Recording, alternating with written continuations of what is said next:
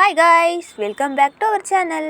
இன்றைக்கி நாம் கேர்ள்ஸ் எஃப்எம்மில் பார்க்க போகிற டாபிக் என்னென்னா ஹோல்டு நேம். ஹோல்டு நேம்னு சொன்னது ரொம்ப ஹோல்டர் பற்றி பேச போகிறோன்னா இல்லைங்க.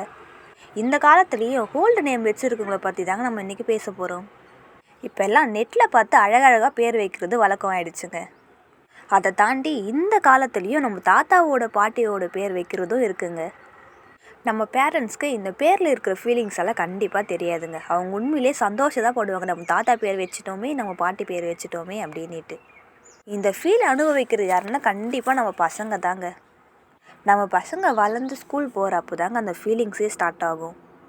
ஏன் அப்படின்னா, நம்ம கிளாஸில் எல்லார் பேரும் அழகாக இருக்கும், ஆனால் நம்மளோட பேர் மட்டும் ரொம்ப பழைய பேராக இருக்கும்.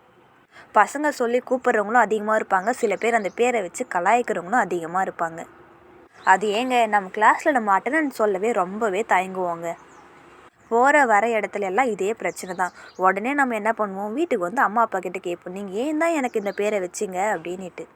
அப்போ நம்ம பேரண்ட்ஸும், இது உங்கள் தாத்தா பேருடா, இது உங்கள் பாட்டி பேர் அப்படின்னு சொல்லுவாங்க. இது எல்லாத்தையும் விட நம்மக்கிட்ட வந்து ஒரு பொண்ணு பேசுது அப்படின்னா நம்மளோட உண்மையான பேரை அந்த பொண்ணுக்கிட்ட சொல்லவே மாட்டோம். நாமளே நமக்கு ஒரு பேரை க்ரியேட் பண்ணிப்போம், அதுவும் அழகாக ஸ்டைலாக. இந்த மாதிரி பசங்க சோஷியல் மீடியாலையும் தன்னோட ஐடியே மாற்றிப்பாங்கங்க. வேறோட பேர் தான் கண்டிப்பாக வச்சுருப்பாங்க. நமக்கு நாமளே யோசிச்சுப்போம், நமக்கு இந்த பேர் வச்சுருந்தா அழகாக இருந்திருக்கோம் அப்படின்ட்டு. ஆனால் உண்மையிலே அழகாக இருக்கிறவங்களுக்கு பேர் அழகாக இருக்காது, பேர் அழகாக இருக்கிறவங்களுக்கு ஃபேஸ் கட் நல்லா இருக்காது. இதுதாங்க உண்மை.